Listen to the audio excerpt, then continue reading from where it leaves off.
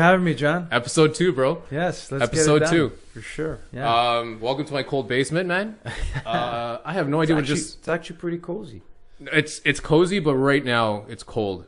I sent a video to my sister, and I was wearing a sweater and fleece sweatpants the other day because it's that cold in this basement. Basements are good at this temperature when it's close to 40 degrees outside. Basements are good.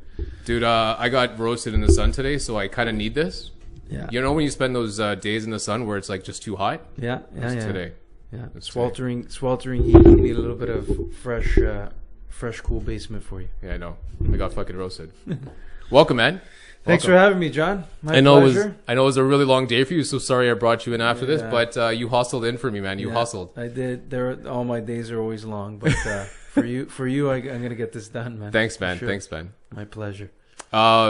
Yeah, so obviously, I'm sorry, man. That hockey game I tried getting on, but it's New York, and I have no idea what happened to it, but it's kind of obviously a fucked up time with hockey. Okay. Yeah. Any sports on right now is good. Really? Going 2-3 months without sports was a challenge. So yeah. Anything, even if it's a rerun right now, it works, man. What about like Mike Tyson versus Roy Jones Jr.? I like it, man. Does that bring you in? I like it. I like it. You know why I like it? Is because these guys if they train properly, they can still bring something to the table, man. You know what? Honestly, what they should do, they shouldn't have a 12-round fight.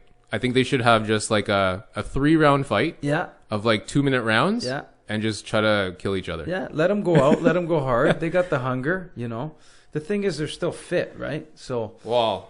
Depends how you define fit. Well, fit. We can define that in a bit too. fit for their age. Like you see Mike Tyson training. For sure. He's got a little left in the tank still. So yeah, I mean, obviously he's in his 50 something. Oh man, I have no idea.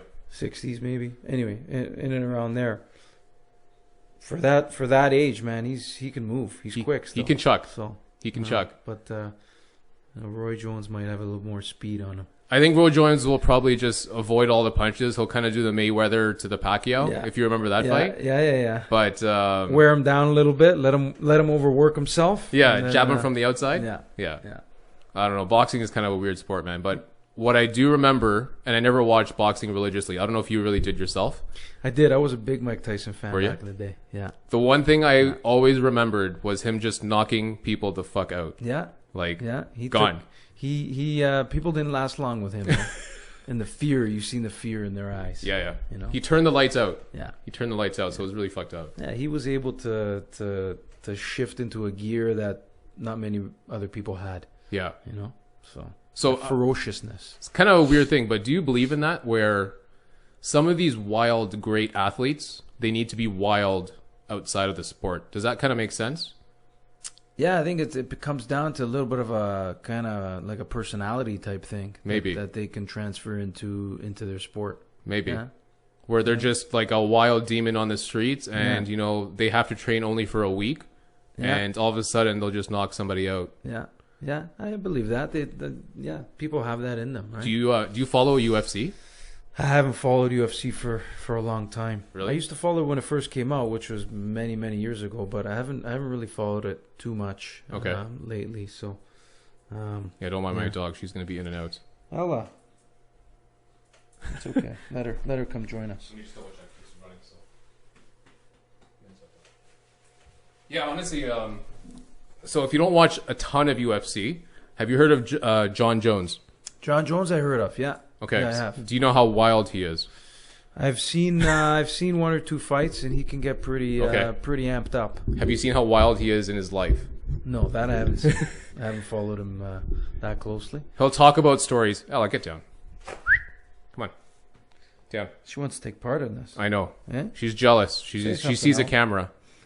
She sees a camera. But you know what? Every time I put my phone on her, she doesn't want it. Yeah? Yeah. So she's not really into the camera. It's okay. But John Jones has said himself he will party hard for a week.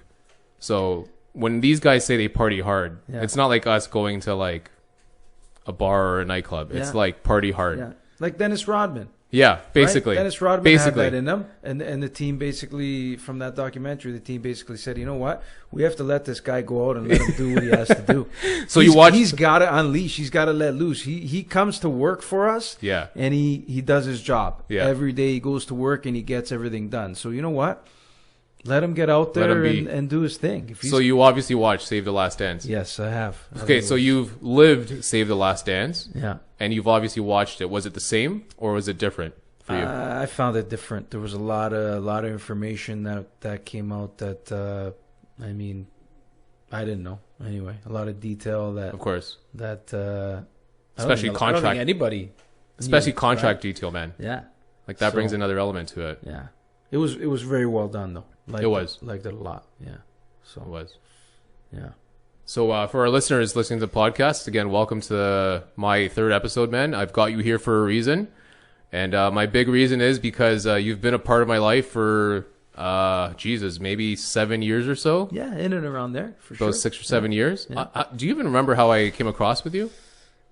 I don't remember. I think you just stumbled into the clinic, and I think it was your calf, your gastroc that was bothering you. What else is new, man? And 7 years later, here I am. Recurring injury, but I think you just stumbled upon there, and then We never got through Big Rob, did we? No, We never connected that way, I think right? we found that connection after.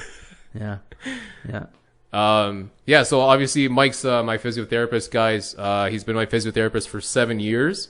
But I'm going to let him tell the story. So tell the listeners about yourself, who you are, what you like, just give the background to you. So I've been practicing physiotherapy more so in the sports field of it for over 10 years now. I've done a lot of schooling. Sometimes I look back and I'm like, holy shit, did I really stay in school for that long? But you know what, it was all well worth it. It's a passion that I have.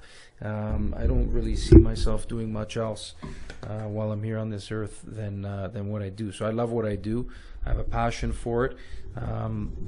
I mean, my kind of specifics are athletes, but I mean, I don't only see athletes. I see a little bit of anybody with any type of injury, but I think my forte is probably athletes with my sports background and that sort. So basically what we do is in a nutshell, take a movement screen of athletes and basically see how they move. And just by looking at how they move and understanding what sport they're in, we can kind of find anatomical limitations that might make their sport a little more difficult. So I'll give you an example. A pitcher, basically look at their shoulder mechanics and basically see if they predispose themselves to injury or not, just through movements. And of course, a lot of people have limitations that they don't even know about. Yeah, muscles that aren't working properly, muscle patterning that muscles aren't firing properly. Whether it's joints that aren't moving correctly. So we try and find those limitations and then obviously work to restore them and try and enhance their performance at the end of the day. So treating injuries is one thing, but I think enhancing performance is another huge part of what we do. Yeah, so I would agree, man, because performance, we don't have to be like the top of the notch athlete. We don't have to be Tiger Woods in golf, or we don't have to be Ronaldo in soccer. But I think what everyone wants to do is have fun, but also be good at what they're doing. Yeah, for sure. So, and some people are younger athletes. A lot of younger athletes that I see, they're working at like 75% of their potential, just simply on this joint doesn't really move as well as it should, or this muscle is not doing what it's doing. I mean, you can get somebody to go and do a squat or give them a set of squats all you want. If they're not using the right muscles to fire, go through that movement in the right firing pattern, then there's a lot of energy leaks going through that system, and then that affects your performance. Now transfer that into somebody at a high level athlete. You're gonna be very, very predisposed to injury and of course of that sort. So I know for me at least, I'm just a baseball and basketball guy, but you've worked on my legs for like calves. But Yeah, but for John, your calves are. No. I remember that story about that kid. There was that kid lying next. I remember to you that story too, on man. the treatment table, and You know, looked at that's his why I'm calves. happy that there's a space between tables now. Too bad we can't put up the Yeah. curtains though. Yeah. Dad, look at that guy's calves. Holy. Yeah. John's got some of the biggest calves that I've ever worked on. So he always gives me a run for my money when I try to take the muscle restrictions out of those muscles. Listen, man, I wasn't trying to go down that path at all, but sure. Like, honestly, man, it is work. But what I was gonna say is, obviously, you're kind of more specific sport for like yourself. So, Yeah. would you say that you hit all sports across the board, or are there like In obviously terms sports? of treatment? Maybe treatment? more of ones that you specialize in with like a lot of your patients.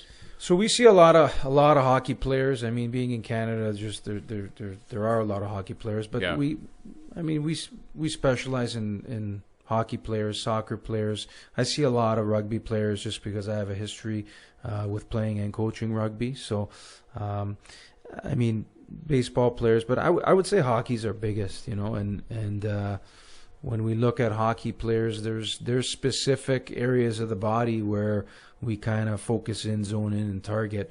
You know, being the hips and the Yeah. core and lower body. So we see a ton of hockey players. So I bet. would say our specialty is probably hockey players. It's always kind of weird because I see you guys at the clinic, and I always think it's like soccer based. Yeah. A lot of soccer based, or of Yeah. course rugby based, because